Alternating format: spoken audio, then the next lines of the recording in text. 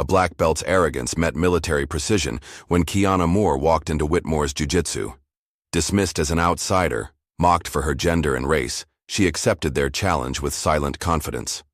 14 seconds later, local champion, Logan Bradley lay defeated, his humiliation captured for millions to witness online. What the gym never suspected. Beneath Kiana's quiet demeanor lay Spectre, an elite operative believed dead, whose combat skills had been honed in classified missions. As her viral victory exposed her identity to the world, it also alerted the shadow organization that had faked her brother's death years ago. The mat had become more than a battleground for respect. It was now the first move in a dangerous game of truth and survival. Just before we get back to it, I'd love to know where you're watching from today. And if you're enjoying these stories, make sure you're subscribed, because tomorrow's special episode is one you definitely don't want to miss. The sound of fists hitting, pads and bodies hitting mats echoed through the parking lot as Kiana Moore sat in her car, gathering herself. Outside Whitmore Brazilian Jiu-Jitsu Academy, she took a deep breath and adjusted the plain black hoodie she wore over simple gray sweatpants. Nothing flashy, nothing to draw attention, though she knew her presence alone would do that. Kiana's dark eyes surveyed the brick building, watching people filter in and out. Mostly men, mostly white. Her fingers briefly touched the small scar above her right eyebrow, a reminder of things she'd survived far worse than whatever waited inside. She stepped out of her car and approached the entrance, pausing only briefly before pulling open the heavy glass door. The smell hit her immediately: sweat, disinfectant, and something else. Testosterone, maybe. Men's voices and laughter grew louder as she approached the front desk. A young man with close-cropped blonde hair sat behind the counter, scrolling through his phone. He didn't look up when Kiana stopped in front of him. "I'm here to sign up," she said, her voice calm but firm. The young man, Troy, according to his name tag, finally lifted his gaze, his eyes scanning her with thinly veiled amusement. "You sure you're in the right place?" His eyes flicked over her shoulder, and he smirked at someone behind her. "I'm sure," Kiana replied. Troy shrugged, grabbed a clipboard, and slid it toward her without making eye contact. "Fill this out. Waivers on the back. Coach will decide if you're a good fit." Kiana took the clipboard and filled out the form while feeling eyes boring into her back. She could hear whispers, but she kept her focus on the paper in front of her. Name, address, emergency contact. She paused briefly before writing none. When she returned the clipboard, Troy glanced at it and snorted. "First class is free. After that, it's membership or nothing." "Understood." Kiana nodded and turned toward the main mat space. The room went oddly quiet as she entered. 20 pairs of eyes locked on her. The mat was crowded with men in various colored GIs, white, blue, and purple belts mostly. A few stopped mid-drill to stare. "Lost, sweetheart?" called out a voice from the back. A large bearded man with a blue belt laughed, nudging the guy next to him. Kiana said nothing, simply stood at the edge of the mat, waiting. A stocky man with a crew cut and a black belt wrapped around his substantial waist strode forward. Coach Whitmore, she recognized him from the website. He carried himself with the swagger of someone who'd never questioned his place in the world. "Well, looks like we've got a new face," he announced, loudly enough for everyone to hear. His eyes landed on Kiana with the weight of a judgment already made. "You ever trained before?" "Some," Kiana answered, keeping it vague. Coach Whitmore's mouth twitched into something between a smile and a sneer. "Some," he repeated, glancing at his students. A few chuckled. "Well, we'll see what some means. We don't baby people here. This isn't a cardio kickboxing class." He turned to address the room. "All right, boys. Looks like we've got someone who's got something to prove today. Let's see what she's made of."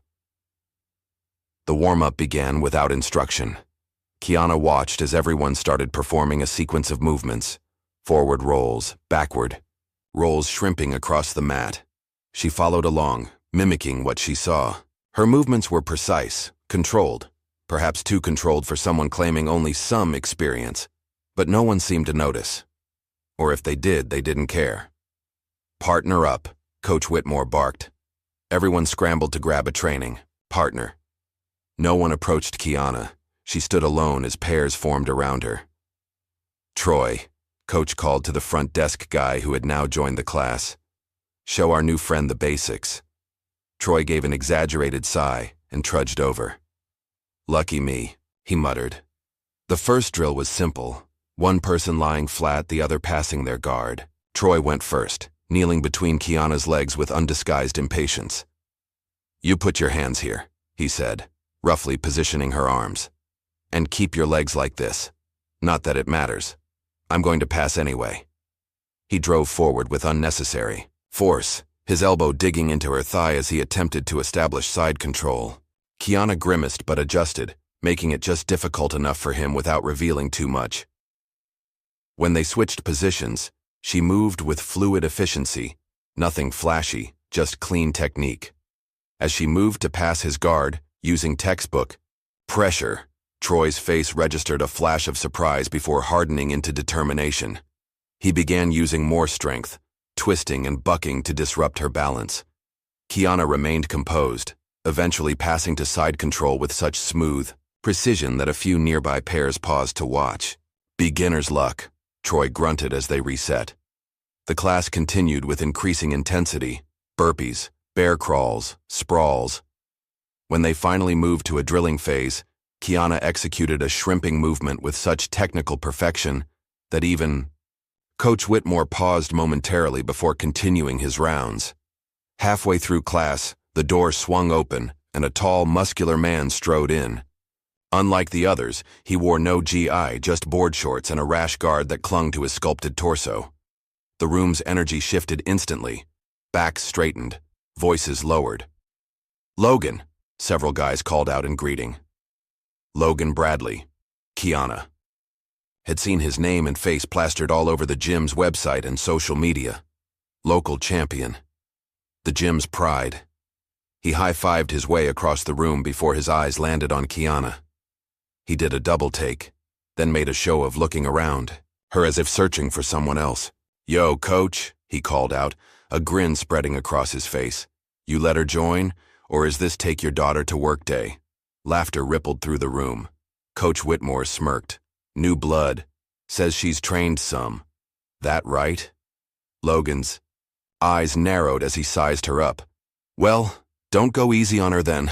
Wouldn't want her to get the wrong idea about what real jiu-jitsu feels like.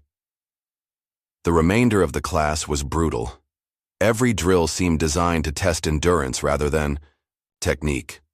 By the end, Kiana's hoodie was soaked with sweat, but her breathing remained steady, controlled. She'd endured far worse. As everyone began filtering toward the locker rooms, Kiana felt a presence beside her.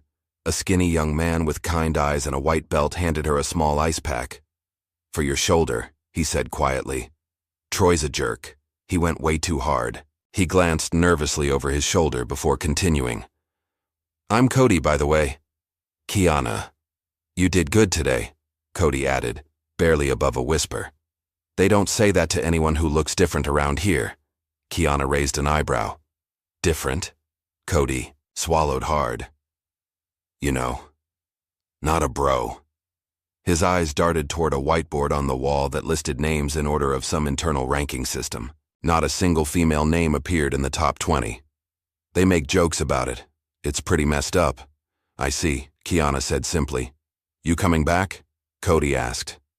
Before she could answer, a booming voice called out, Hey, princess, you making friends with the fresh meat? Logan stood a few feet away, toweling off his neck, staring pointedly at Cody. Just being polite, Cody mumbled, immediately shrinking. Sure, Logan drawled. Real polite. He walked past them, deliberately bumping Cody's shoulder hard enough to make him stumble.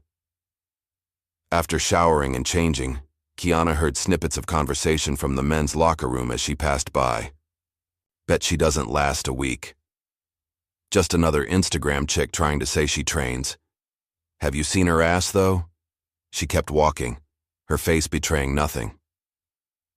That night, in her sparse apartment, Kiana sat cross-legged on the floor beside her bed. She opened a small wooden case and removed a worn belt, not a jiu-jitsu belt, but a military one with patches and insignia that few civilians would recognize. Her fingers traced the embroidered symbol of an elite unit that officially didn't exist. Next to it lay a photograph. Kiana in desert fatigues, arms slung around a man who shared her eyes, her smile. Both wearing the same unit patch. Her brother. "I'm not here to play," she whispered to the empty room, carefully replacing the belt in its case. 3 days later, Kiana returned to Whitmore's. She'd paid the membership fee without hesitation, ignoring Troy's surprised look when she handed over her credit card.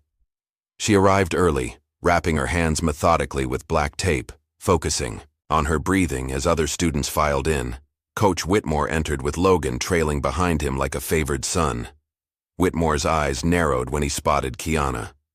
"Welcome back," he said, his tone suggesting he'd expected, perhaps hoped, she wouldn't return. "Hope you're ready to work today." The class began with takedown drills. Partners practiced shooting for doubles, singles, and trips. Again, no one approached Kiana until Coach Whitmore pointed to a heavy-set man with a brown belt. "Rocco, show the new girl how we do takedowns here." Rocco stepped forward, already smirking. He stood at least 6 inches taller than Kiana, his shoulders twice as broad. "Don't worry, I'll be gentle," he said loudly enough for others to hear. They slapped hands and began.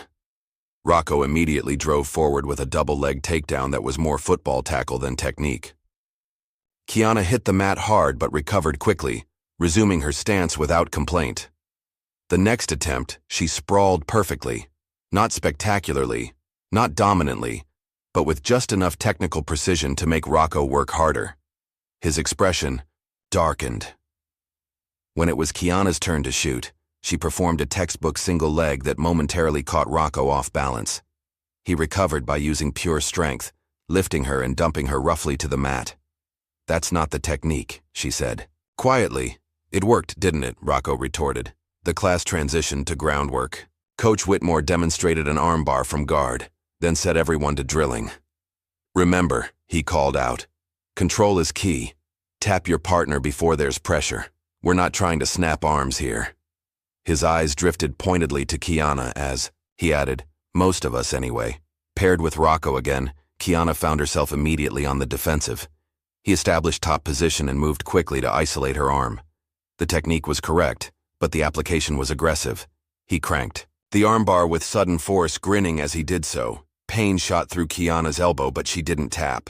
Instead, she executed a perfect escape, twisting her body and pulling her arm free in a movement that shouldn't have been possible given the position. Rocco's face registered shock, then anger. "Lucky move," he muttered. They reset. This time, Kiana found herself in guard position. She executed the armbar drill precisely as demonstrated, applying controlled pressure until Rocco tapped. "Again," he demanded immediately. 3 more times they repeated the drill. Each time Rocco grew more aggressive, and each time Kiana matched him with technical precision that seemed to infuriate him further. During a water break, Logan approached Coach Whitmore, speaking in a low voice while glancing repeatedly at Kiana. Coach nodded, and when training resumed, he announced they would move to live drills. "Logan and Daniel will demonstrate first," Coach said, gesturing to the mat center. Logan and a purple belt named Daniel squared off in what was clearly a choreographed sequence. Logan dominated, of course, ending with a flashy submission that drew appreciative nods from the class. "Now let's mix it up," Coach said. "Logan, why don't you show our newcomer how a real roll feels?" Logan's eyes lit up. "My pleasure, Coach." Kiana stepped onto the mat, face impassive. They slapped hands, and Logan immediately bullied forward, using his superior size and strength. As they engaged, he drove his shoulder deliberately into her collarbone, hard enough that an audible gasp escaped her lips. "That's what happens when you hesitate, sweetheart," Coach called out from the sidelines. Logan established dominant position quickly, but as he moved to solidify control, Kiana's body shifted subtly. Nothing dramatic, nothing that screamed advanced technique, just efficient movement that made Logan work harder than he expected. Frustration flashed across his face. He applied more pressure, more strength. Kiana adapted, never quite giving him the submission he sought, but never quite threatening him either. It was a delicate balance. showing enough skill to defend herself without revealing how much she truly knew. From across the room, a young woman with auburn hair watched intently. Rachel Whitmore, the coach's niece and one of the few female students, studied Kiana's movements with narrowed eyes. Unlike the others, she seemed to recognize the controlled precision in Kiana's technique. After several more rounds with different partners, the class moved to King of the Hill, one person staying on the mat until submitted. Cody found himself reluctantly pushed to the center. 3 consecutive opponents tapped him quickly, each victory followed by increasing jeers from the sidelines. "Maybe he should join the kids' class," someone called out. When Kiana stepped up to face Cody, the room erupted in catcalls. "Go easy on him, new girl. This ought to be good. Don't hurt her feelings, Cody." They began slowly, Kiana allowing Cody to work positions she could have easily countered. When she gained an advantage, she whispered quiet instructions. "Frame with your arm here, and that's it. Now bridge." Cody managed to escape a bad position, and surprise registered on his face. The class continued to jeer from the sidelines. "Let her take your back, why don't you? You gonna let a girl beat you?" Logan's voice cut through the noise. Pathetic. After class, Kiana lingered, retying her belt as the room emptied. She overheard voices from Coach's office, the door left slightly ajar. "She's got some training," Coach Whitmore was saying. "More than she lets on."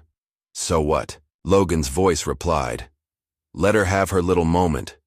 We'll make sure her second week's her last."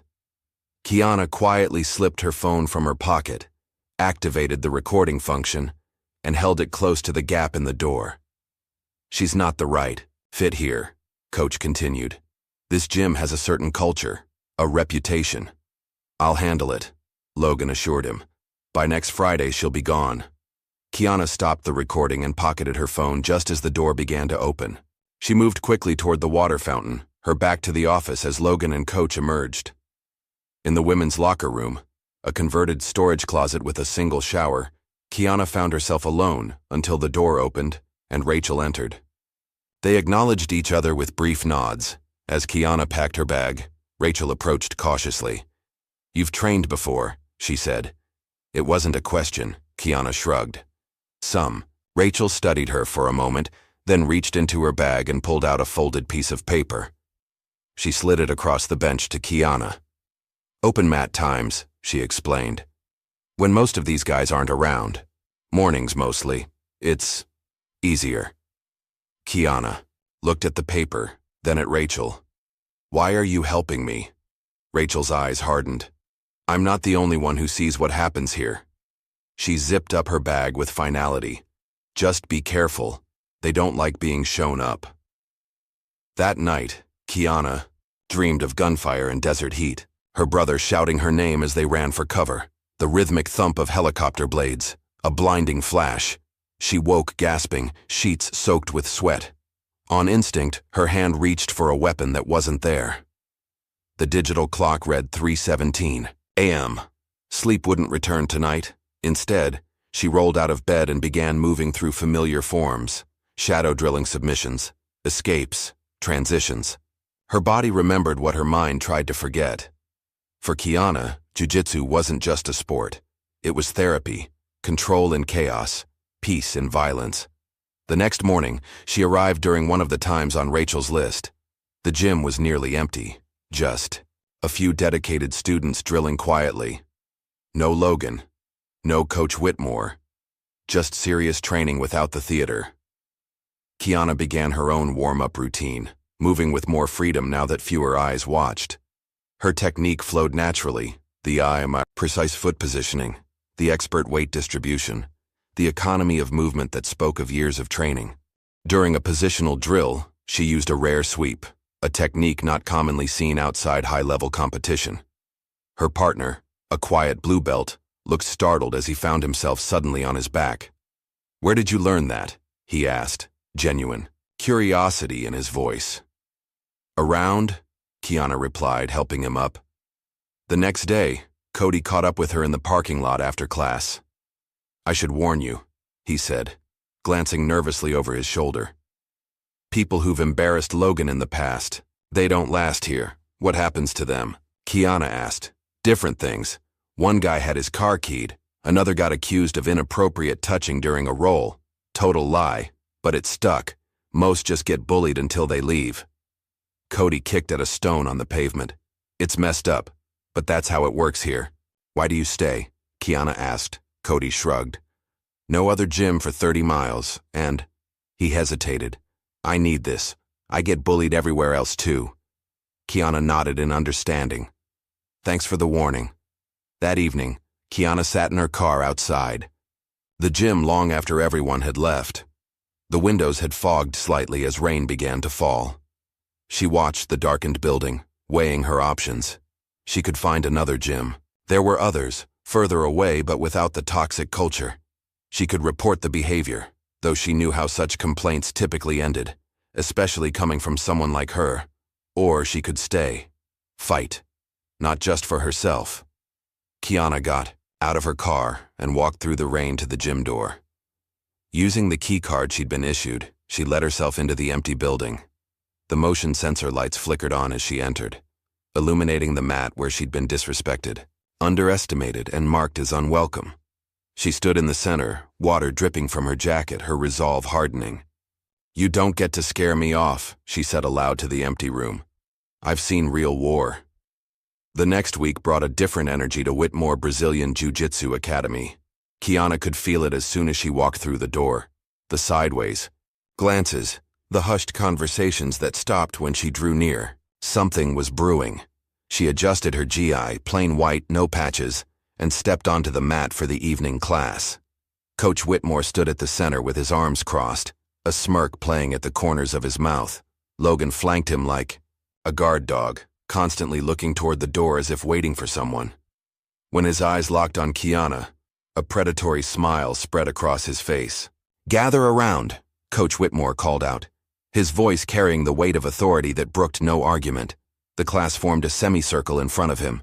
Kiana positioned herself at the edge, keenly aware of the space others maintained between themselves and her. Today's special, Coach announced, surveying the room with the air of a man who enjoyed having everyone's attention. Every so often we need to check ourselves, see where we stand. His gaze landed pointedly on Kiana. See who belongs. A ripple of anticipation moved through the group. Cody, standing a few feet from Kiana, cast her a worried glance. Challenge day, Coach continued, eliciting excited murmurs from the veterans in the room. For those who don't know, it's tradition. We pair up, put ourselves to the test. He paused for effect. Real killers against everyone else. Logan stepped forward, rolling his shoulders as if already preparing for combat. Been too long since the last one, Coach. It has, Coach agreed. He turned his attention fully to Kiana now, making no attempt to hide his condescension. It'll be a good opportunity for newcomers to see where they stand, what they're made of. He gave a theatrical sigh. Hope nobody cries when they get tapped. The comment drew snickers from around the room. Logan's laugh rose above the others. In fact, Coach continued, stroking his chin thoughtfully, let's make it interesting. He strode toward Kiana, stopping just close enough to invade her personal space. What do you say to a little wager, Miss Moore? You've been showing up, putting in time. Think you've got what it takes? Kiana met his gaze evenly. Depends on the wager. Coach Whitmore's eyes glinted with malice poorly disguised as playfulness. Simple. You face our best. He jerked a thumb toward Logan, who puffed out his chest. In a live roll, you win, you get a free year's membership. And if I lose? Kiana asked, her voice betraying no emotion. Coach's smile widened. You find a different gym, one better suited to your level. A hush fell over the room. Everyone knew what he was really saying. Get out and don't come back. Logan stepped closer, towering over Kiana. Scared. Kiana looked from Logan to Coach and back again. She knew a trap when she saw one. They'd crafted this moment carefully. The public challenge, the impossible stakes, the humiliation that was meant to follow. Deal, she said simply. The single word dropped like a stone in still water. Coach blinked, momentarily thrown by her immediate acceptance. All right then. He recovered quickly, clapping his hands together. Friday night, 8 o'clock. We'll make an event of it. My funeral, right? Kiana said dryly, repeating what she'd overheard Logan say to another student. Logan's eye twitched slightly, but his smile remained fixed. 14 seconds, sweetheart. That's all you'll last. The rest of the class proceeded with a new electric tension. Groups formed and reformed, whispers spreading like wildfire. By the end of the evening, Kiana overheard plans being made, people inviting friends to witness the spectacle. As she gathered her things afterward, she noticed Coach Whitmore taping a hastily printed flyer to the bulletin board. Challenge night. Watch Logan Bradley defend Whitmore honor against all comers. The word comers had been crossed out and replaced with women. Below was a crude caricature of what was clearly meant to be Kiana face down on a mat. The women's locker room door swung open as Kiana was changing. Rachel entered, her face tight. With concern, "Don't do it," she said without preamble. Kiana continued packing her bag. "Bit late for that." "You don't understand," Rachel insisted, lowering her voice despite them being alone. "My uncle, Coach, he doesn't fight fair. Ever. This isn't about jiu-jitsu for him. It's about control." "I figured that out on day one," Kiana replied. "No," Rachel shook her head emphatically. "I mean, he'll do anything to win. Logan once dislocated a guy's shoulder during a challenge match.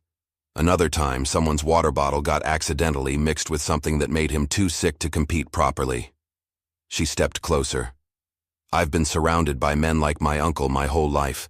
They change the rules whenever they're losing." Kiana zipped her bag closed and straightened, meeting Rachel's anxious gaze.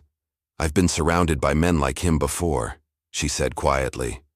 "I'm still here." Rachel studied her for a long moment. "There's more to you than you let on, isn't there?" Kiana offered no confirmation, merely shouldered her bag. "See you Friday." Later that evening, Cody waited for Kiana in the parking lot, hunched against the cold, his breath forming clouds in the night air. "I was thinking," he began hesitantly as she approached. "Maybe we could, if you wanted, I could help you train, before Friday." He shuffled his feet.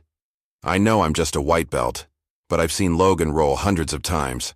I know his setups, his go-to moves." Kiana tilted her head, considering him. "Why would you do that?" Cody looked down, "Because what they're doing isn't right," and he hesitated, then blurted, "I've been keeping track. Screenshots of texts, recording locker room stuff, just in case they try something dirty during your match." Kiana's eyebrows rose in surprise. "That's risky." "Yeah, well," Cody shrugged, a small defiant smile forming. "Guess you're not the only one who's sick of their crap." The next few days passed in a blur of anticipation. The challenge match had taken on a life of its own. Posters appeared around the gym, each more mocking than the last. Logan had apparently done a social media video, snippets of which Kiana overheard students quoting, "14 seconds, that's all she'll last." Kiana trained alone in the pre-dawn hours, when the gym was empty save for the occasional early riser. She moved with the fluid precision of someone who had spent years honing her craft, no longer holding back now that no eyes were watching. Her shadow danced across the wall as she drilled transitions, escapes, and submissions. Muscle memory, from countless hours on mats far from here. On Wednesday evening, as she practiced alone, the outside door opened. Kiana paused, watching as an older black man in plain clothes entered. He wore no GI, just simple workout pants and a plain gray t-shirt. His close-cropped hair was salted with gray and a scar ran along his jawline.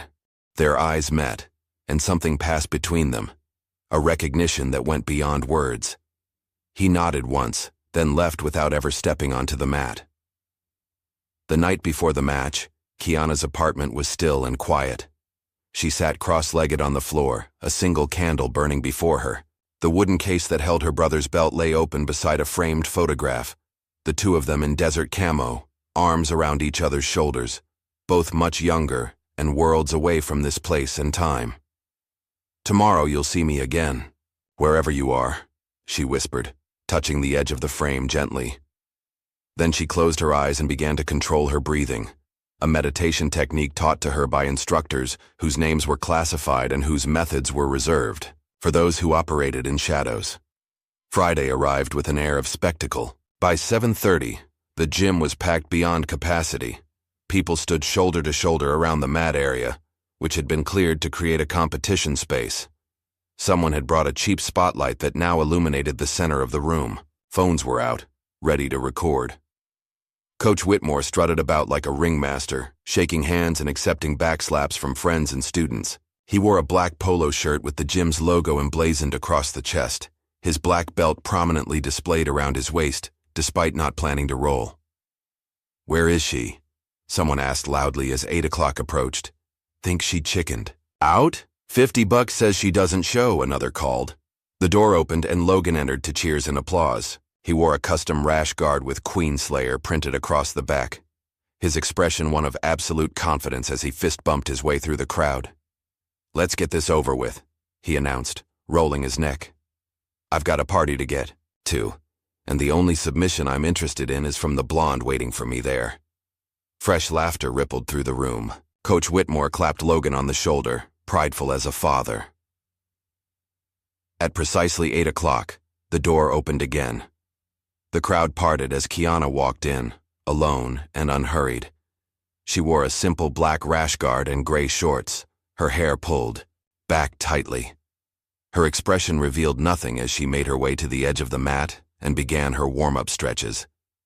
The room quieted, a mix of anticipation and something else, something that hadn't been there before. Perhaps it was the way she carried herself, or the absolute calm in her eyes. Whatever the reason, some of the mockery had given way to curiosity. Coach Whitmore stepped to the center of the mat. "Ladies and gentlemen," he began, his voice booming, with theatrical flair, "welcome to Challenge Night." Cheers erupted around the room. "Tonight," he continued, "we have a special contest. Our very own Logan Bradley," more cheers, "will face our newest member who seems to think she's ready for the big leagues." He gestured toward Kiana with exaggerated politeness. "The terms are simple.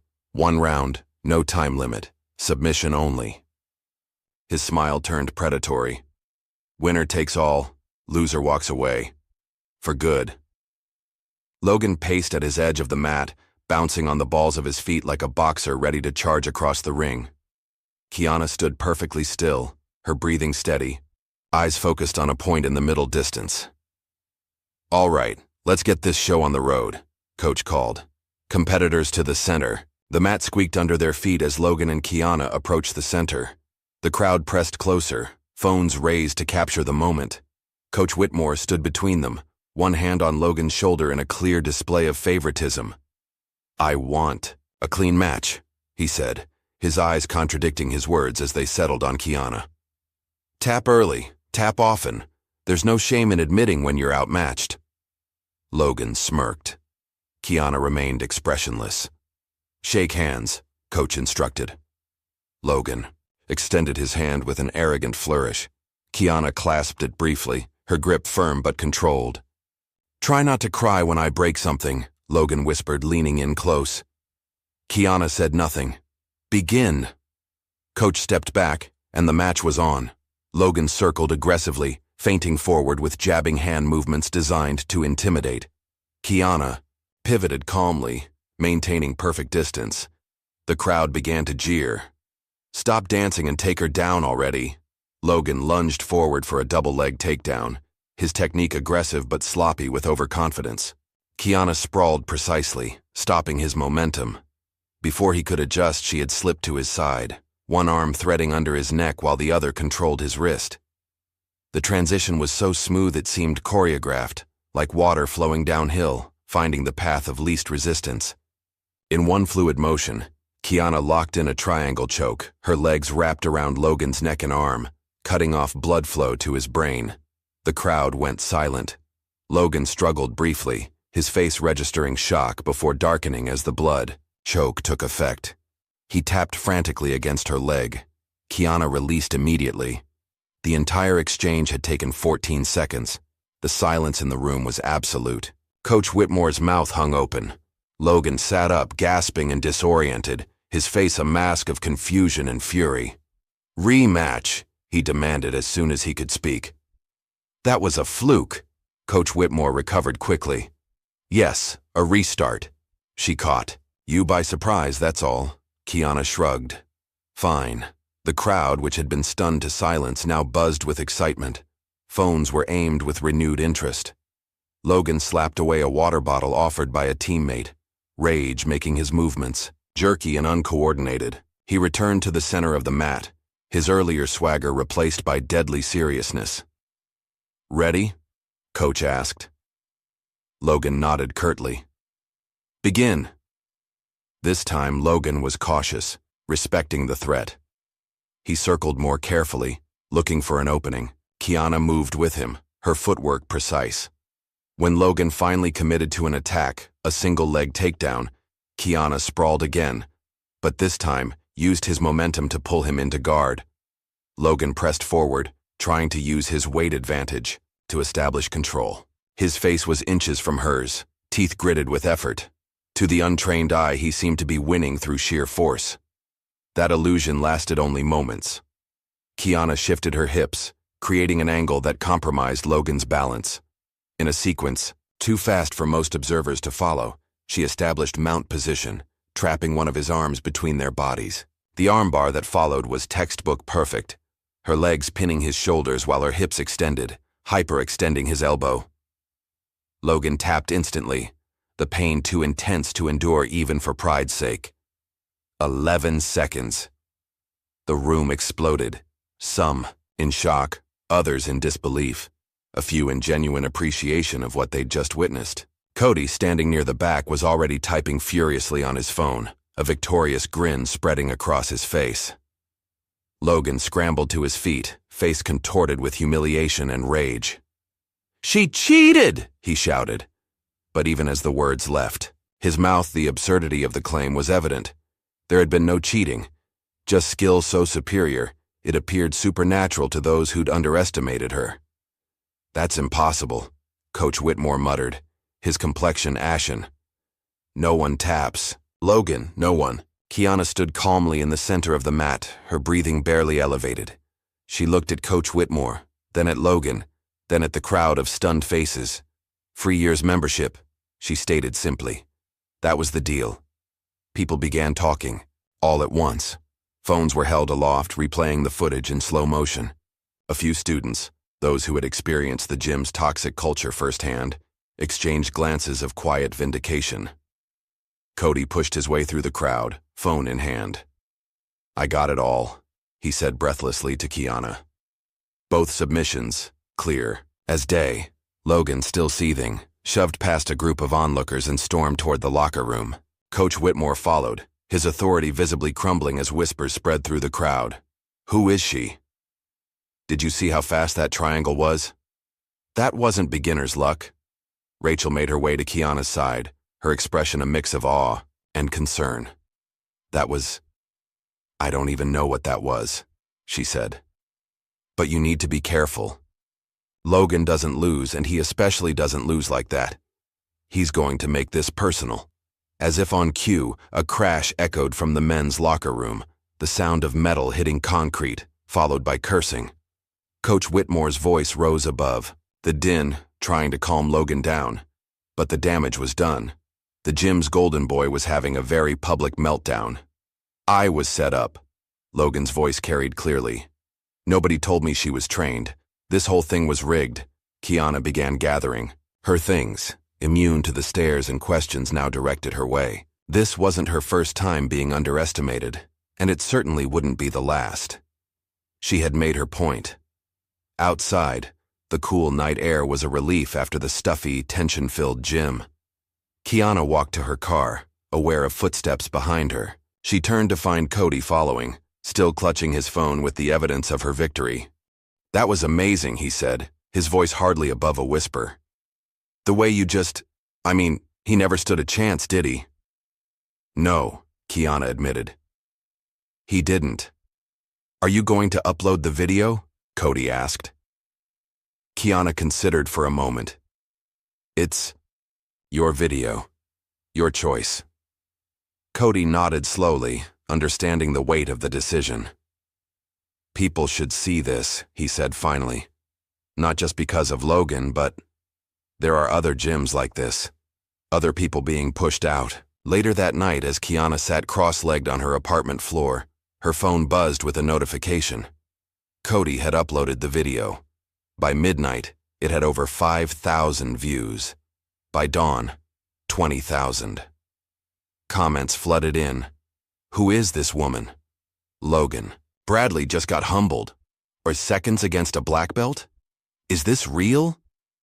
Kiana watched the numbers climb with detached interest. Fame had never been her goal, but neither had invisibility. She had learned long ago that sometimes being seen was a tactical advantage. The next morning brought a storm of reactions. Coach Whitmore had issued a hastily worded statement on the gym's social media. Last night's challenge match provided a freak outcome that, while impressive, represents a teachable moment for all our students. Even champions have off days.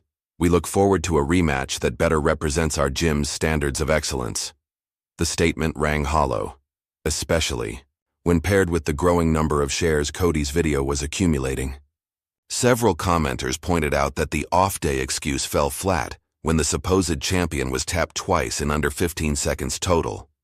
Other videos began to surface, clips from previous classes showing Logan's arrogance, Coach's dismissive treatment of non-male students, the general atmosphere of the gym. Someone had compiled a greatest hits reel of toxic moments, including Logan's 14-second sweetheart taunt, juxtaposed with his humiliating defeat in exactly that time frame. Kiana arrived at the gym for morning training to find the atmosphere dramatically altered. Students nodded respectfully as she passed. A few even approached with technical questions, their previous disdain replaced by curiosity or grudging admiration. Logan was nowhere to be seen. Neither was Coach Whitmore. Rachel approached during a water break, her expression troubled. "My uncle's on the warpath," she said quietly. "He's trying to control the narrative, but the videos keep spreading. Logan trashed the locker room last night after everyone left, broke a mirror, knocked over equipment." "Not surprising," Kiana replied. "There's something else," Rachel continued, lowering her voice further. "Someone commented on one of the videos. A retired military guy. He recognized you." Kiana's muscles tensed involuntarily. "He called you Spectre," Rachel said, studying Kiana's reaction. "Said he trained you. That people should good luck trying to beat her." Before Kiana could respond, her phone vibrated with a notification, an email from an anonymous address.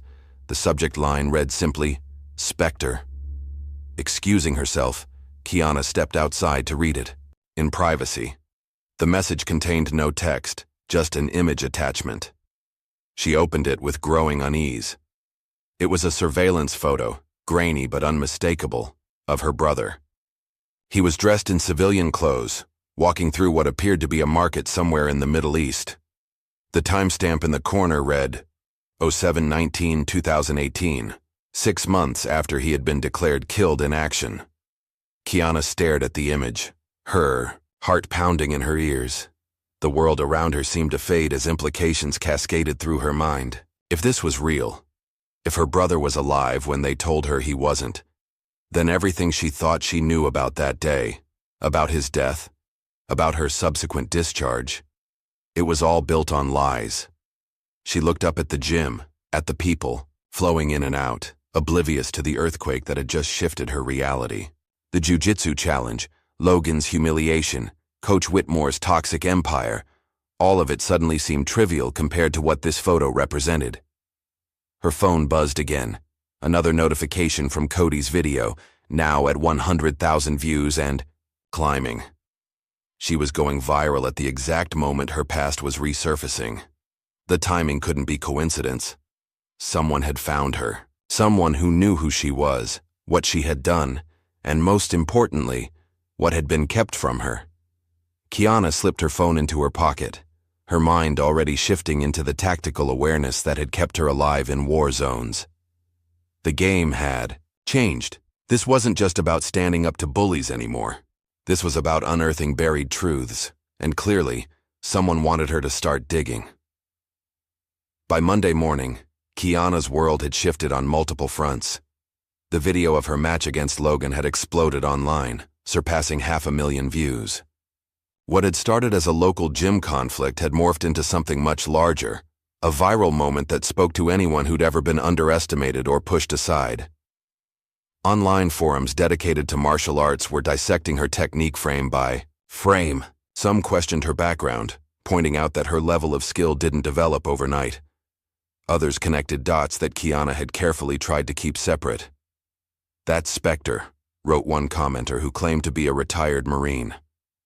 "Trained with her once, like rolling with a ghost, there but not there, always 3 steps ahead," another replied. "Spectre was a rumor, special ops fairy tale." "Believe what you want," the first commenter responded.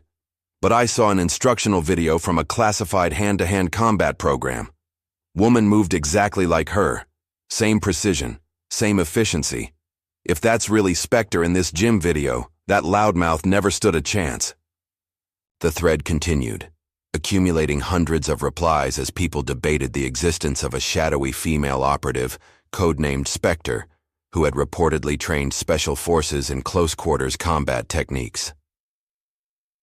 Kiana read these discussions with growing unease. She had worked hard to disappear after her discharge, new city, low profile, minimal digital footprint. Now, with one viral video, threads of her past were being pulled into public view. But the online speculation was only half of her concern. The surveillance photo of her brother dominated her thoughts. She'd spent the weekend analyzing it meticulously, the location, likely a market in northern Iraq based on the architecture, the timestamp, authentic as far as she could tell, and, most importantly, her brother's face. It was undeniably him, looking thinner and harder than she remembered, but alive, moving freely in a region where he supposedly died in a helicopter crash. Someone wanted her to know this truth.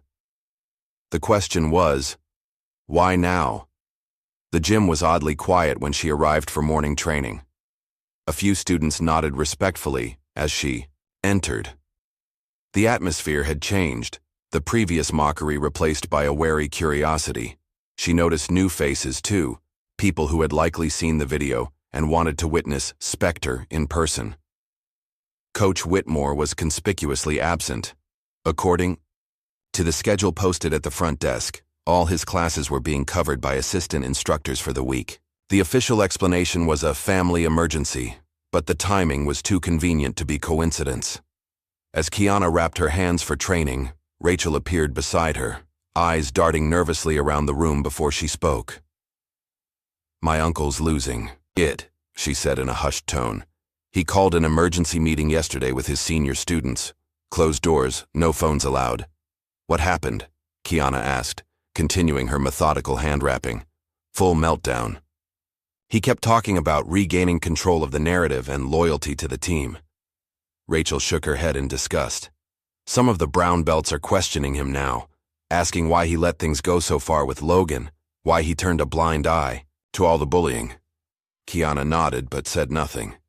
The gym's internal politics were the least of her concerns now. "And Logan's been suspended," Rachel continued.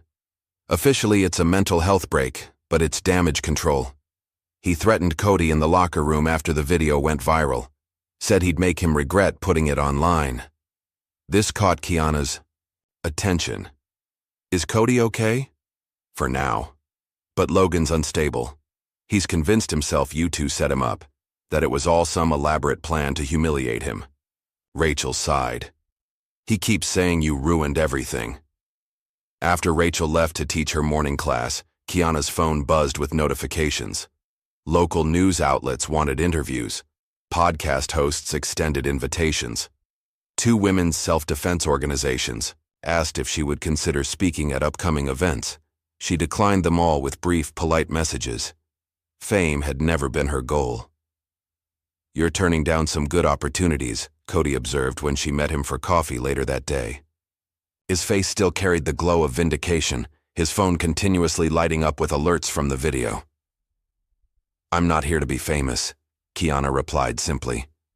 "I'm here for the truth." Cody's expression shifted to confusion. "The truth about what?" Kiana hesitated, weighing how much to share. Cody had proven himself an ally, but her military background and her brother's apparent survival were complicated matters involving classified operations. "It's complicated," she said finally. "Well, while you're figuring that out," Cody said, his voice dropping to a whisper as he leaned across the table, "I found something interesting." He slid his laptop toward her. "I've been digging into some forums used by ex-military jiu-jitsu instructors. Look at this." On the screen was a restricted message board that should have been inaccessible to civilians. Somehow, Cody had gained entry. Threads with titles like "Spectre Sighting Confirmed" and "Project Emberlight Resurfaces" dominated the recent posts. "This Project Emberlight keeps coming up," Cody explained, scrolling through the messages. "From what I can piece together, it was some kind of covert training unit. Psychological warfare combined with advanced ground combat tactics." Kiana's face remained neutral, but her pulse quickened. Project Emberlight had been classified at the highest levels, a joint special operations program designed to create operatives who could infiltrate hostile environments with minimal support. Her brother had been recruited first. She followed, 6 months later, partly due to her natural aptitude and partly because they worked exceptionally well as a team. Officially, the project never existed, yet here it was, being discussed in fragments on a forum that Cody had somehow hacked. "You shouldn't be on these sites," she told him, pushing the laptop back. "Some of these people, they don't appreciate civilians poking around." "Too late," Cody shrugged. "Besides, they're talking about you. Don't you want to know what they're saying?" Before she could answer, her phone vibrated with a text from an unknown number. "Check your car." Kiana excused herself abruptly and walked to the parking lot, every sense on high alert. Nothing seemed immediately out of place, but as she approached her vehicle, she saw it. The windshield had been smashed on the driver's side, a spiderweb of cracks radiating from a central impact point. Tucked under the wiper blade was a folded piece of paper. She removed it carefully, using the edge of her sleeve to avoid leaving fingerprints. The note contained 5 words in block capitals. "You're not supposed to be alive."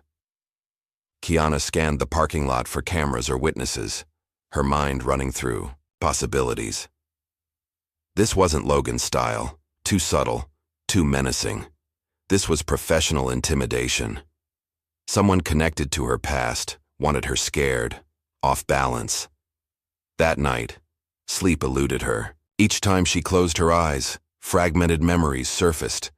That final mission in Syria, the ambush that separated her from her brother, the helicopter explosion that served as cover for whatever really happened.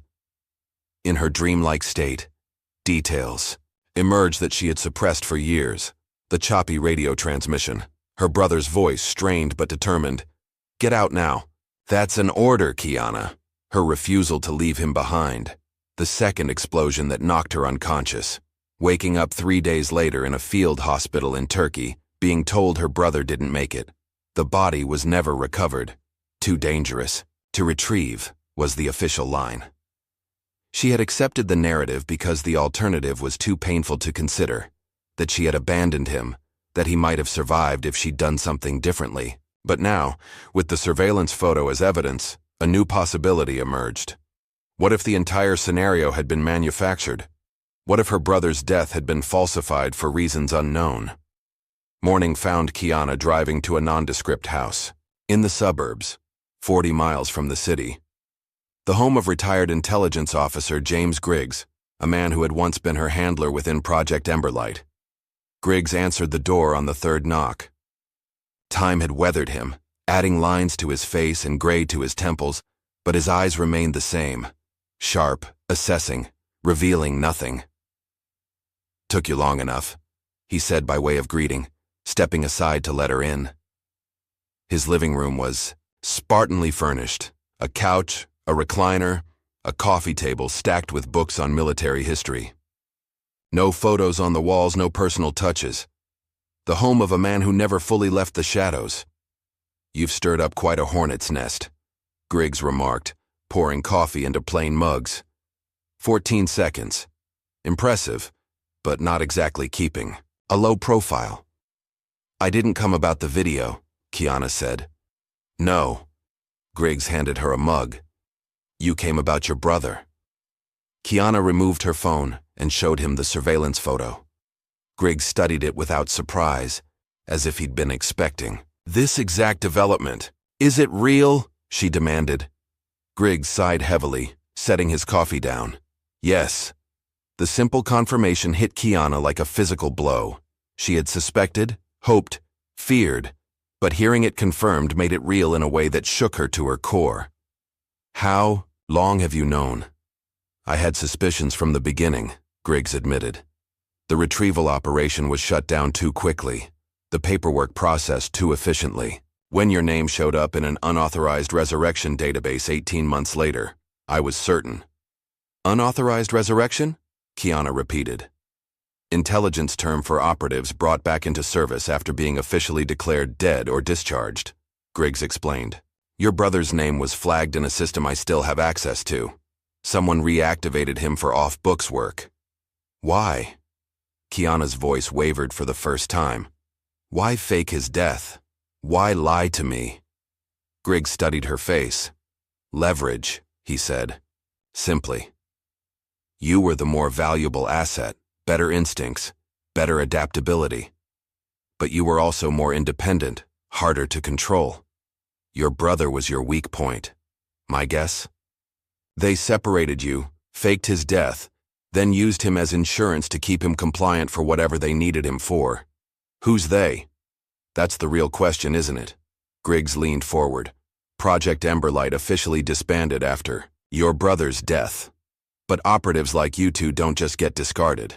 My bet is a splinter group, private contractors with government connections. They're using your skill sets without the oversight. I need to find him, Kiana stated, firmly. And that's exactly what someone wants, Griggs countered. Think about it, Kiana. Why send you that photo now? Why wait until you've gone viral? Someone's manipulating you, setting up a board where all the pieces are in motion. That evening, Kiana sat alone on the empty mat of Whitmore's gym. She had used her membership card to enter after hours, needing the space to think. The revelation about her brother had shifted everything. What had started as a simple desire to train at a local gym had morphed into something far more complex, a conspiracy involving her past and, potentially, her future. She tied her belt with deliberate precision, finding comfort in the familiar, ritual. Whether by design or coincidence, forces from her military life had converged with her present. The video had made her visible again, to allies and enemies alike. They wanted me to disappear, she whispered to the empty room. But I'm still here. Her resolve hardened as she looked around the space where she had been ridiculed, underestimated, and ultimately, where she had triumphed. Now, I'm going to make some noise. The week that followed brought seismic shifts to Whitmore Brazilian Jiu-Jitsu Academy. Attendance had spiked as curious practitioners from across the city came to train where Spectre had emerged. Coach Whitmore remained conspicuously absent, with rumors circulating that he was meeting with lawyers about the gym's suddenly tarnished reputation. Kiana maintained her routine, training early mornings and late evenings, avoiding the crowds while focusing on her own regimen. The surveillance photo of her brother and Griggs' revelations had sharpened her purpose. Someone had manipulated events to bring her back into the open. She needed to be ready for whatever came next. One evening, as she was drilling transitions, alone, she sensed someone watching. Rachel stood at the edge of the mat, dressed in a GI, observing with intent focus. Mind if I join you? Rachel asked. Kiana nodded, and Rachel stepped onto the mat. They bowed to each other, a formality often skipped at Whitmore's but one that Kiana always observed. I want to see what you can really do, Rachel said, settling into a guard position. No holding back this time. Kiana raised an eyebrow. You sure about that? Absolutely. What followed was less a sparring session and more a demonstration. Rachel was skilled, a legitimate purple belt with solid technique. But against Kiana, she stood no chance. Every attack Rachel initiated was countered before it fully developed. Every defensive position was systematically dismantled. Kiana moved with a calculated precision that seemed to anticipate movements before they happened. After 20 minutes, Rachel tapped for the 6th time and lay on her back, breathing hard, a mix of exhaustion and wonder on her face. "I believe you now," she said between breaths. "Believe what?" Kiana asked, offering a hand to help her up. "That you're not just some random person who happened to beat Logan." Rachel accepted the hand and rose to her feet. "You're something else. Entirely." They sat together at the edge of the mat, drinking water in companionable silence before Rachel spoke again. "I need to tell you something," she said, her voice dropping. "About my uncle." Kiana waited, sensing the seriousness in Rachel's tone. "I think he's involved in something bad, beyond just running a toxic gym." Rachel glanced toward the office, ensuring they were still alone. "Last week I was looking for tape in his office and found a burner phone in his desk drawer. It was unlocked. There were messages." "You shouldn't have looked," Kiana interrupted, instantly alert to the danger Rachel might have put herself in. "Maybe not, but I did." Rachel's jaw set determinedly. The messages mentioned someone named Colonel Avery. Coordinating payments, scheduling meetings. At first I thought it might be some kind of drug thing, but... She hesitated. "I've heard stories about an Avery in MMA circles, like an urban legend. Someone who places bets on fights that never appear in official records." Kiana kept her expression neutral, but internally, alarms were sounding. Colonel Marcus Avery had been the commanding officer of Project Emberlight, a man whose ambition exceeded his ethics.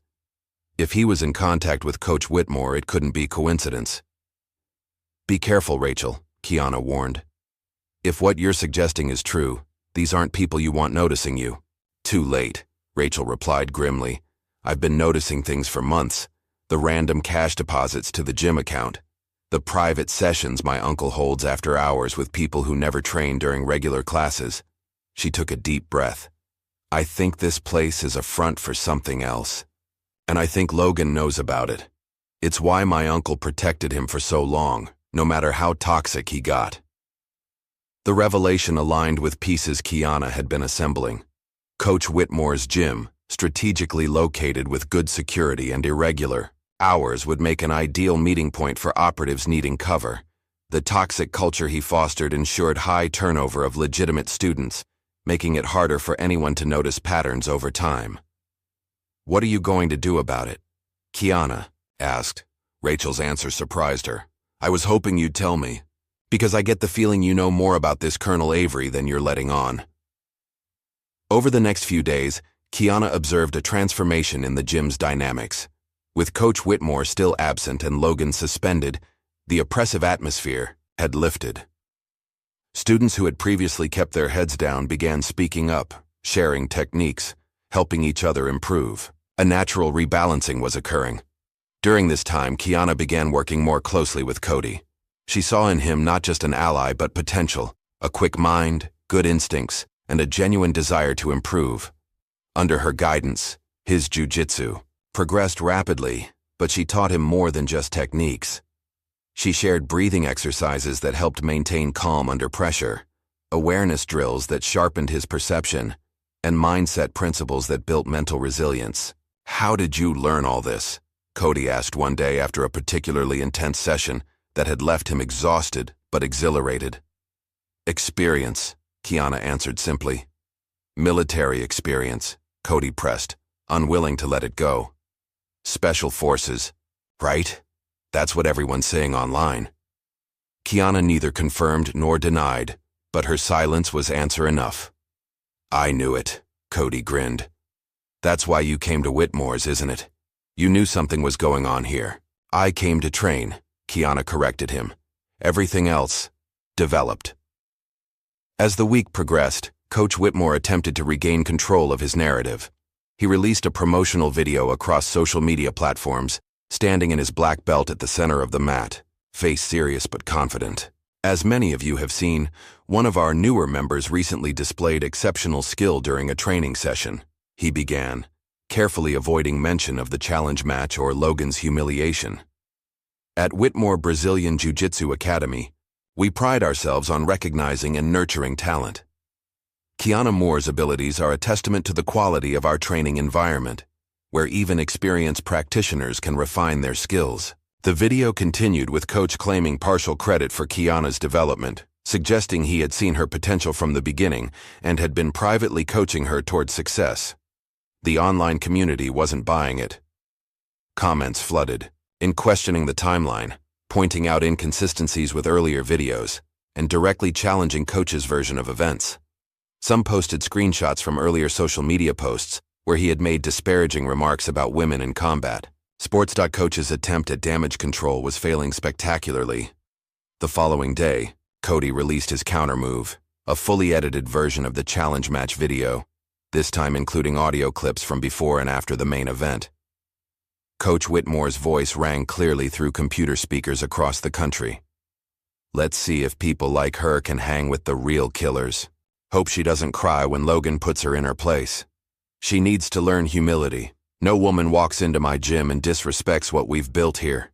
The new video went viral even faster than the original, this time accompanied by discussions about toxic masculinity in martial arts, racial barriers in combat sports, and the abuse of power by instructors. Within days, a major MMA gear brand that had sponsored Whitmore's gym for years announced they were terminating their partnership, citing values misalignment. Several advanced students publicly announced their departure for other training facilities. The gym's carefully cultivated reputation was collapsing. Meanwhile, the speculation about Kiana's background intensified.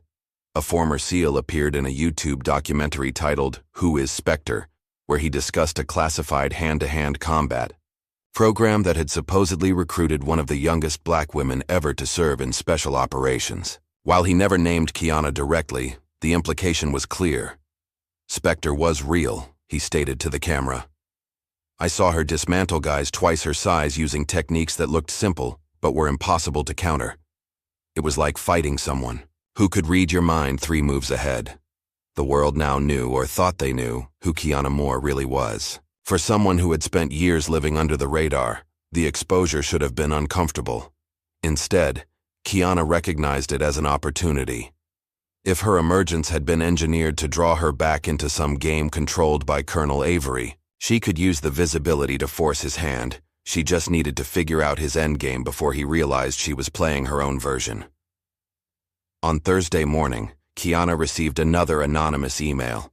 Unlike the previous one with the surveillance photo, this message contained text. You want the truth? Come find it. Attached were GPS coordinates for a location approximately 3 states away. Basic intelligence protocol dictated caution. This had all the markings of a trap. But if her brother was being held at or near those coordinates, caution became a luxury she couldn't afford. She was plotting possible approach routes on a map when Cody called. Have you seen the news? He asked, without preamble. Coach just announced. He's selling the gym, says he's pursuing other opportunities that align with his expertise. Convenient timing, Kiana observed. Yeah, and get this, he's leaving town tonight. Rachel overheard him booking a flight. The pieces clicked into place. Coach Whitmore wasn't just running from the gym's collapse, he was being extracted. Colonel Avery was cleaning house, removing assets that might connect back to him, which meant the invitation in Kiana's email was more than a trap. It was bait. Cody, she said carefully, I need to go somewhere. It might be dangerous. The coordinates from the email? He asked immediately. Kiana paused, surprised. How did you know about that? I've been monitoring your email since you told me about the first message with your brother's photo, Cody admitted sheepishly.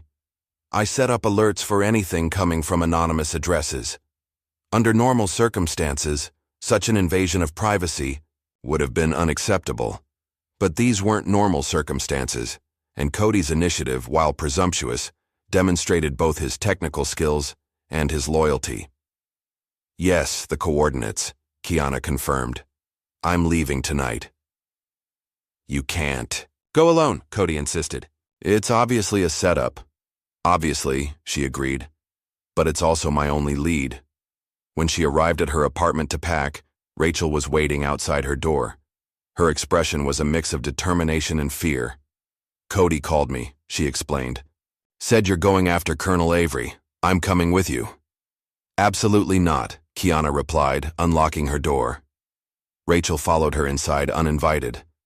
My uncle is involved in this. Whatever this is, I need to know how deep it goes. You've done enough by warning me, Kiana countered, pulling a duffel bag from her closet. This isn't a jiu-jitsu tournament, Rachel. These people are dangerous. So, am I? Rachel insisted, though her voice wavered slightly. Besides, I can drive. 3 states is a long way, and taking shifts would be safer than you driving straight through. Before Kiana could argue further, another knock came at the door. Cody stood in the hallway, a backpack slung over one shoulder. I figured you'd try to leave without me, he said, stepping inside without waiting for an invitation. So I packed and came straight here. Kiana looked from Rachel to Cody, recognizing the determined set of their jaws. These weren't hardened operatives, just ordinary, people who had chosen to stand with her when it mattered. There was strength in that, even if it complicated her approach. This isn't a road trip, she warned them both. Where I'm going, what I'm doing, it's connected to things you don't understand. So help us understand, Rachel challenged. Kiana considered her options. Going alone would be tactically simpler, but potentially more dangerous. Having allies, even inexperienced ones, meant additional eyes, additional perspectives, and most importantly, witnesses if things went wrong.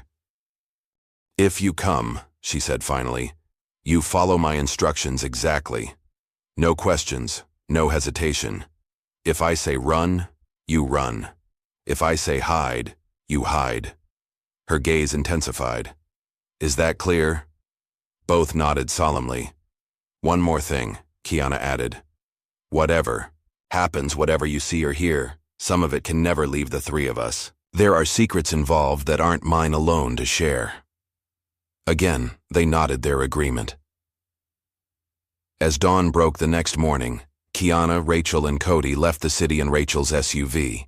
Their destination was a remote location that Google Maps identified only as former military storage facility, a decommissioned site that officially had been abandoned years ago. Before leaving, Kiana had returned briefly to Whitmore's gym. In a symbolic gesture that was as much for herself as anyone else, she folded her GI neatly and placed it in the center of the mat, her belt laid across it. She was done hiding, done playing by others' rules. She was going back to where the lie began, to the shadows where her brother had been taken, where Project Emberlight had twisted skills meant to protect into tools for control. Back to face Colonel Avery and whatever truth he was dangling before her, and this time she wasn't alone. Heat waves shimmered across the desert landscape as Rachel's SUV approached the coordinates from the anonymous email. They had driven through the night, taking shifts at the wheel while Kiana briefed them on what to expect. Or rather, what not to expect. Nothing will be as it seems, she had explained during the journey. If this is connected to Project Emberlight, there will be layers of deception. Trust only what you can verify with your own eyes, and even then, be skeptical. Now, as they crested a ridge, a facility came into view in the valley below. From a distance, it appeared abandoned. Chain-link fencing rusted in the desert sun. Concrete buildings weathered by time and neglect. No vehicles were visible, no movement detected, yet Kiana's posture immediately tensed. Active security, she noted, pointing to barely perceptible devices mounted on fence posts, cameras disguised as broken equipment, motion sensors in the gravel perimeter. How can you tell? Cody asked, squinting through the windshield. The dust patterns, Kiana replied. They've been disturbed regularly, and the power has to come from somewhere. She directed Rachel to park behind an outcropping of rocks half a mile from the main entrance. From there, they observed the compound through binoculars Kiana had packed. What now? Rachel asked after 20 minutes of silence. As if in answer, a section of fence near the main gate began to move, rolling back to create an opening. No alarms sounded. No guards appeared. They're inviting us in, Kiana observed, her voice flat. It's obviously a trap, Cody stated. Obviously, Kiana agreed. But a trap reveals the trapper's intentions. And right now, intentions are all we have to work with. They approached cautiously, Kiana leading the way with Rachel and Cody following several paces behind as instructed. The gate remained open, a silent invitation into a facility that officially didn't exist. As they crossed the threshold, the gate closed automatically behind them with a soft mechanical whir. The sound of their footsteps on gravel seemed unnaturally loud in the desert stillness. The main building loomed ahead, a 3-story concrete structure with narrow windows like watchful eyes. The entrance was a simple metal door, unmarked except for faded yellow hazard stripes along the bottom edge. Before they reached it, the door swung open. A man dressed in black tactical gear stepped out, combat boots, cargo pants, and a fitted t-shirt that revealed muscular arms covered in faded tattoos. His face was weather-beaten, eyes hidden behind sunglasses despite the building's shadows behind him. "You were expected, Spectre," he said, his voice a gravelly rumble that suggested years of command. Kiana showed no reaction to the code name, her expression remaining neutral. "By whom?" The man's mouth twitched in what might have been a smile. "Those who remember Project Emberlight." He glanced at Rachel and Cody. "Though your companions were not part of the invitation." "They go where I go," Kiana replied firmly. The man studied them for a long moment before nodding once. "Your call, but not everyone's happy you came." He turned and re-entered the building, clearly expecting them to follow. The interior was dimly lit and surprisingly cool after the desert heat.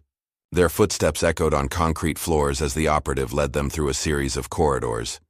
The facility had clearly once been a significant operation. Doors branched off, leading to what appeared to be barracks, training rooms, and storage areas. Most were empty now or contained only broken furniture and discarded equipment. But certain sections showed signs of recent use: clean floors, functioning lights, the hum of climate control systems. "What is this place?" Rachel whispered. "Officially, it doesn't exist," the man replied without turning around. "Used to be. A black site for special projects, the kind that needed distance from oversight. Now it's a ghost. Used only when necessary." They descended a staircase to a sub-level that felt more active than the floors above. The lighting was better, the air fresher. They passed a room filled with defunct technology, old monitors, servers with blinking lights, surveillance equipment from an earlier era. In one room, Kiana paused. On a bulletin board hung a faded photograph, a team of operators in desert. Camo faces blurred except for two. Kiana's younger self stood at the end of the line. Next to her, unmistakably, was her brother. "Keep moving," their guide instructed, but his tone had softened slightly. The corridor ended at a reinforced door with a modern security pad, an incongruous piece of current technology in the otherwise dated facility. The man placed his palm on the scanner, and after a moment's verification, the door slid open. Inside was a command center, walls lined with screens displaying various camera feeds, satellite imagery, and data streams. A large table dominated the center, surrounded by chairs that suggested this was a place for briefings or planning sessions. At the head of the table sat a man in his 60s, silver-haired and immaculately dressed in a suit that seemed out of place in the desert facility. His posture was military straight, his eyes sharp and calculating as they tracked Kiana's entrance. "Sergeant Moore," he greeted her, using her formal rank from years ago. "Or do you prefer Spectre these days? Your recent fame seems to have revived the legend." "Colonel Avery," Kiana replied coolly. Rachel and Cody exchanged glances, clearly recognizing the name from their earlier discussions. Colonel Marcus Avery gestured to the seats across from him. "Please, we have much to discuss." Kiana remained standing. "Where's my brother?" Avery's expression revealed nothing. "Direct as always. One of the qualities that made you exceptional in the field." He folded his hands on the table. "Your brother is alive, as you've recently discovered. His location, however, is not within these walls. Then why am I here? Because you need to understand the situation before actions are taken that cannot be undone." Avery nodded toward one of the screens where a satellite image appeared, a compound surrounded by desert, similar to their current location but clearly elsewhere. "He's being held here, technically secure, technically outside U.S. soil, which places him in a jurisdictional gray area that is proven convenient." "Convenient for whom?" Kiana's voice had taken on a dangerous edge. For those who found value in his particular skill set, Avery replied. The same people who found you too unpredictable, too principled to be useful after certain mission parameters, evolved. You mean after Project Emberlight went from defensive training to assassination? Kiana stated flatly. Avery didn't deny it. Terminology aside, the project's scope expanded. Your brother adapted. You resisted. Decisions were made. You faked his death to control me, Kiana said, the pieces finally fitting together. Made me believe I'd left him behind. A tactical decision, Avery responded, unrepentant. Your emotional connection made you vulnerable. We leveraged that vulnerability. For what purpose? Avery leaned forward. To keep you in check. As long as you believed he died in that operation, an operation you survived, you carried the weight of perceived failure. It kept you quiet, kept you from asking too many questions. Until now, Rachel interjected, unable to remain silent. Avery's gaze shifted to her, assessing. Yes, until now. Which brings us to our current situation. He returned his attention to Kiana. I have a proposition, a way for you to see your brother again. I'm listening, Kiana said cautiously. 1 year of service. Your particular talents are needed for a series of operations. Complete them successfully, and your brother walks free. Both of you, pardoned and cleared of any obligations to the program. Cody stepped forward. Don't trust him. This is exactly what... I decline, Kiana interrupted, her voice steady. Avery's expression darkened. Consider carefully, Sergeant. This is a one-time offer. I've considered. My answer is no. Kiana's stance shifted subtly. A movement, recognizable to anyone trained in close-quarters combat, as preparation for action. My brother was taken under false pretenses. I was manipulated with a lie. Whatever operations you're running now, they're not sanctioned, not official. Official is a fluid concept in our line of work, Avery replied, his tone hardening. Perhaps you need motivation to reconsider. His eyes moved deliberately to Rachel and Cody. Your new friends, for instance, they've heard and seen quite a lot today, in a world of classified information that makes them problematic. Unintended casualties happen all the time in this business. The implied threat hung in the air between them. Kiana's hands clenched at her sides, a barely perceptible tension running through her frame. That's your mistake, Colonel, she said softly. You still think I'm the soldier who follows orders, who respects the chain of command. She took a step forward. I'm not that person anymore. What happened next unfolded, with bewildering speed. 2 operatives who had been stationed by the door moved to secure Rachel and Cody.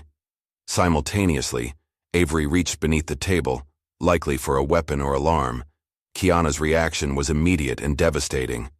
She intercepted the first operative, with a palm strike to the throat, followed by a sweep that sent him crashing into his partner. As both men struggled to regain their footing, she closed the distance to Avery, securing his wrist in a lock that prevented him from completing whatever action he'd intended. Rachel, Cody, out, service tunnel, left from the main corridor, she shouted, maintaining control of Avery while simultaneously retrieving something from his jacket pocket, a key card, and what appeared to be a small hard drive. Rachel grabbed Cody's arm and pulled him toward the door as 4 more operatives rushed into the room. Kiana released Avery with a shove that sent him sprawling across the table, then engaged the new threats with controlled, efficient movements. Unlike the exhibition at the gym, this was Kiana operating at full capacity. Each movement flowed into the next, using her opponent's momentum against them, targeting vulnerable points with precision strikes. She disabled 2 men with joint locks that left them writhing on the floor, dodged a baton swing from a third, and used a nearby chair to create distance from the fourth. Through the chaos, Rachel and Cody managed to escape into the corridor. Kiana followed moments later, slamming the reinforced door and using Avery's keycard to lock it from the outside. This way, she directed, leading them at a run through the maze-like facility. Alarms began blaring as they located the service tunnel, a narrow maintenance passage that sloped gently upward toward what appeared to be a secondary exit. The tunnel was dimly lit by emergency lighting that cast long shadows as they ran. Behind them, shouted commands and the sound of pursuing. Footsteps grew louder. "They're catching up," Cody gasped, clearly struggling to maintain the pace. "Almost there," Kiana assured him, pointing ahead to where daylight filtered through a grated opening. They emerged into the desert heat, 100 yards from the main fence. Rachel's SUV was visible in the distance, partially hidden by the rock formation where they'd left it.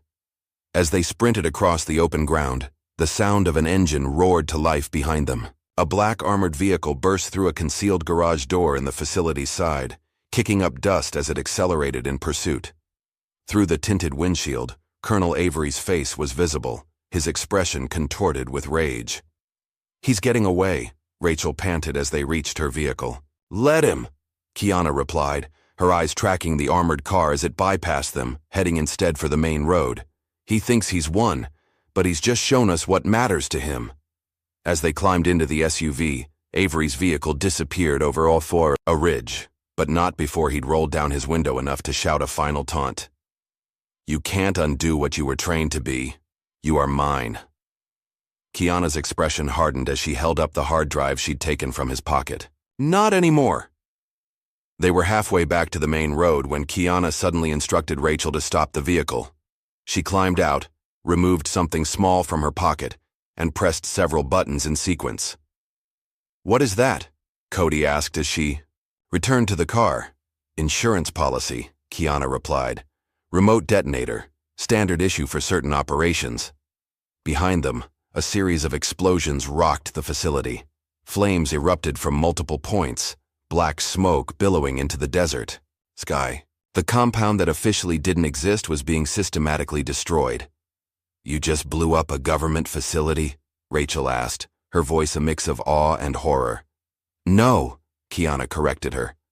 "I just destroyed evidence of an unsanctioned operation on abandoned property. There's a difference." They drove in silence for many miles, each processing what had transpired. The reality of their situation was settling in. They had directly opposed a man with significant resources and connections, a man who now had every reason to view them as threats. "What happens now?" Cody finally asked as the desert gave way to the outskirts of civilization. Kiana stared out the window, her reflection in the glass revealing a determination that had crystallized through conflict. "Now we find my brother." The city skyline appeared on the horizon 3 days later as they completed the final leg of their journey home. They had taken a circuitous route, switching vehicles twice and staying in cash-only motels under false names, precautions Kiana insisted upon. During those days, she had explained more about Project Emberlight, her brother, and the circumstances that had led to their current situation. Not everything. There were still classified elements she wouldn't discuss, but enough for Rachel and Cody to understand the stakes. The hard drive they'd recovered contained operational files, personnel, records, and most importantly, detailed information about the facility where her brother was being held. It wasn't enough to mount a rescue, but it was a start, evidence they could potentially leverage. As they entered the city limits, an odd sense of displacement settled over them. After what they'd experienced, returning to normal life seemed surreal. "The gym will be different," Rachel observed as they passed familiar streets. "Word's out that my uncle's gone. Almost half the students have already canceled their memberships." "What will you do?" Kiana asked. Rachel considered for a moment. "I've been thinking about that. The space is paid up for another 6 months. Someone needs to keep it running, even if just to transition the remaining students somewhere else." When they finally reached Whitmore Brazilian Jiu-Jitsu Academy, they found it nearly deserted. A handwritten sign on the door read, "Classes temporarily suspended." Inside, the front desk was unmanned, the mats empty. Kiana's folded GI remained where she had left it, untouched, like a statement waiting for a response. The following weeks brought slow but significant changes. Rachel, with financial help from several senior students, began proceedings to take over the gym's lease. The Whitmore name was removed from signage, replaced temporarily with Mat 14, a reference that brought knowing smiles to those familiar with Kiana's viral moment. Meanwhile, Cody's role evolved from student to instructor. His technical knowledge, combined with the confidence he'd gained through recent events, made him an effective teacher, particularly with younger students and those who struggled with bullying. Experiences he understood firsthand. Kiana maintained a lower profile, training during off hours while pursuing leads from the hard drive. She had made contact with trusted former colleagues, sharing selected information about Colonel Avery's unsanctioned operations. The wheels of accountability were turning, slowly but inevitably. 4 weeks after their return, news broke that a former military officer had been arrested on charges of financial crimes. The reports made no mention of Project Emberlight or unauthorized operations, focusing instead on money laundering connected to private military contracts. But Kiana recognized it for what it was: the beginning of Avery's downfall. The arrest made barely a ripple in public consciousness, but within certain circles it sent shockwaves. Coach Whitmore, who had relocated to another state, found himself unexpectedly without protection. His connections severed, his reputation in tatters. He became just another fallen instructor with a toxic legacy. Logan's fate followed a different path. After weeks of silence, he reappeared at the National Jiu-Jitsu Expo, an annual event that drew competitors and spectators from across the country. To everyone's surprise, Kiana had accepted an invitation to demonstrate techniques at the Saudai event. Her appearance created a buzz that filled the main hall to capacity. Spectators pressed against barriers, phones raised to capture footage of the woman who had become a symbol of skill, overcoming arrogance. As she prepared to begin her demonstration, a commotion at the entrance drew attention. Logan pushed his way through the crowd, his face set in grim determination. "I want a rematch," he announced loudly enough for everyone to hear. "Right here, right now." The crowd reacted with a mixture of shock and excitement. Event organizers conferred hurriedly, clearly unprepared for this development. Kiana studied Logan carefully. Physically, he looked different, leaner, more focused. The cocky swagger had been replaced by something more grounded. His eyes, once dismissive when they looked at her, now held a wary respect. "Are you sure?" she asked quietly as he approached the mat. "I've been training for this since that night," Logan replied, his voice stripped of its former arrogance. "I need to know if it was a fluke." Kiana considered him for a moment, then nodded. "Different rules this time. 5 minutes, point system, technical jiu-jitsu, not ego," Logan agreed. And after a brief consultation with officials, the impromptu match was sanctioned. Unlike their first encounter, this match was not a quick submission. Logan had clearly studied her style, prepared counters to her techniques, and developed a strategy. He fought with determination rather than bravado, earning respect from the crowd with each exchange. Kiana matched his intensity with calm precision. Where he had power, she had timing. Where he had studied counters, she had depth of experience. The match extended the full 5 minutes, with Kiana ultimately winning by advantage points rather than submission. When it ended, both competitors were breathing hard, sweat-soaked but uninjured. Logan, to the surprise of many, extended his hand without prompting. "Good match," he said, genuine despite the defeat. Kiana accepted the handshake. "You've improved." After a moment's hesitation, Logan added, "I still don't like you." "You don't have to," Kiana replied. "Just respect the art. Respect your training partners. The rest doesn't matter."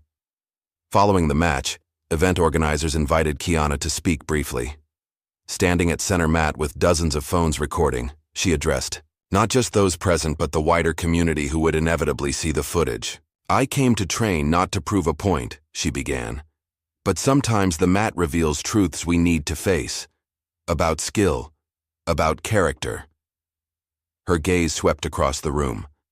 "About systems that protect the wrong people for the wrong reasons."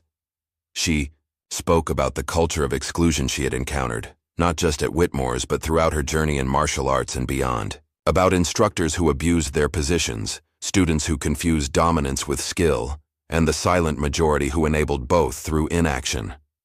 "I fought in silence for a long time," she concluded. "No more. This art deserves better.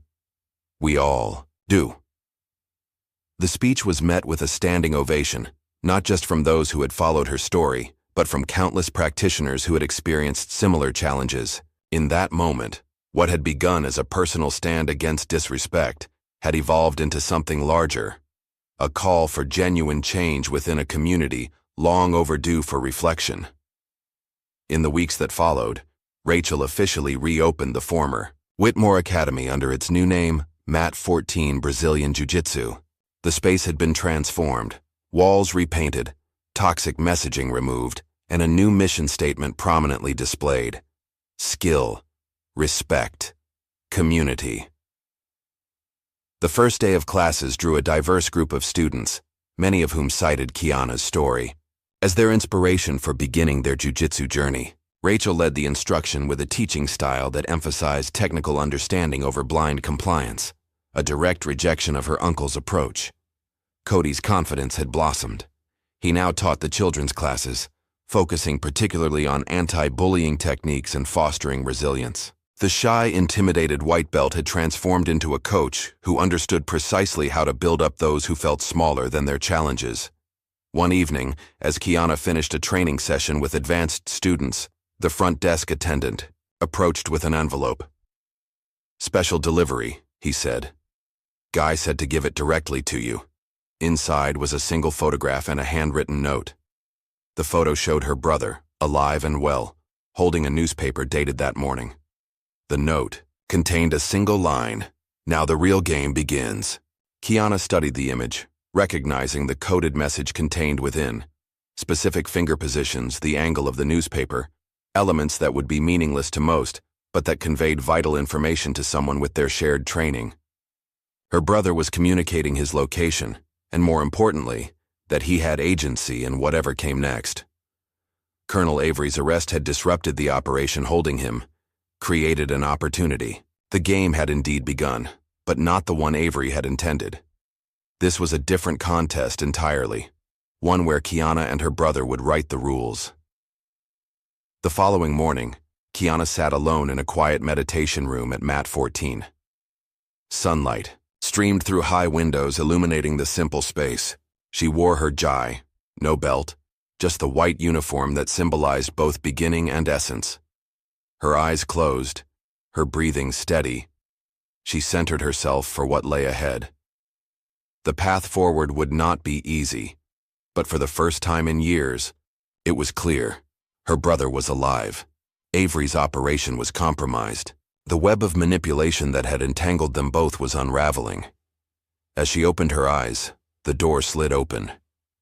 Rachel and Cody stood at the threshold, along with several students who had become allies during recent events.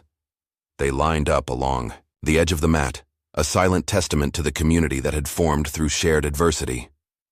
Kiana rose, meeting their expectant gazes with quiet resolve. "I'm not a belt," she said softly, echoing words she had once whispered to herself.